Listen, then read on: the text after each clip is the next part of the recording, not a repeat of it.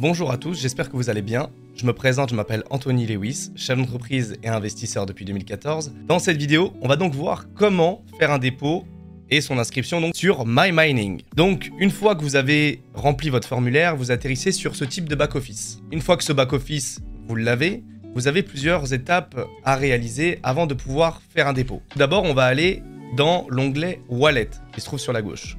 Ici, vous aurez un bouton violet avec marqué Generate, donc vous allez générer votre adresse de dépôt et elle va apparaître comme ceci. Vous pouvez la copier juste ici, ça fonctionne également sur téléphone. Vous la copiez et attention, quand vous allez sur votre plateforme, que ce soit Binance, Trust Wallet, Coinbase ou autre, peu importe, vous allez devoir faire un dépôt en USDT, mais du réseau BNB ou BSC, donc Binance Smart Chain. Alors c'est très simple, pour cela, vous allez chercher la crypto donc sur votre plateforme d'exchange, voilà exactement comme ceci, et une fois que vous l'avez trouvé, eh ben, il suffira d'acheter des crypto-monnaies en USDT ou de convertir selon les cryptos que vous avez actuellement. Si vous n'avez pas de crypto, cliquez sur acheter, et donc vous indiquez un peu plus que le montant de la licence et des power cards que vous souhaitez acheter.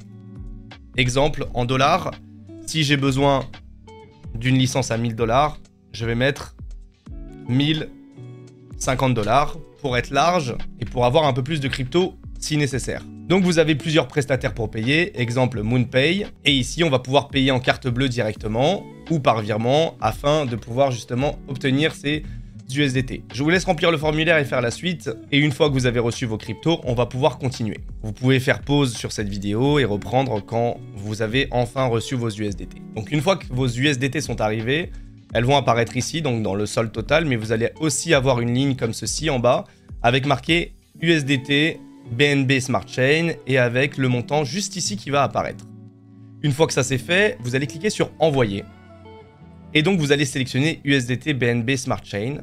Ici, vous allez pouvoir récupérer votre adresse, ici que vous allez copier au préalable, la mettre dans adresse du bénéficiaire, le montant. Si c'est une licence à 1000 $, je mets 1000 $ et je rajoute par exemple 1 ou 2 $ de frais.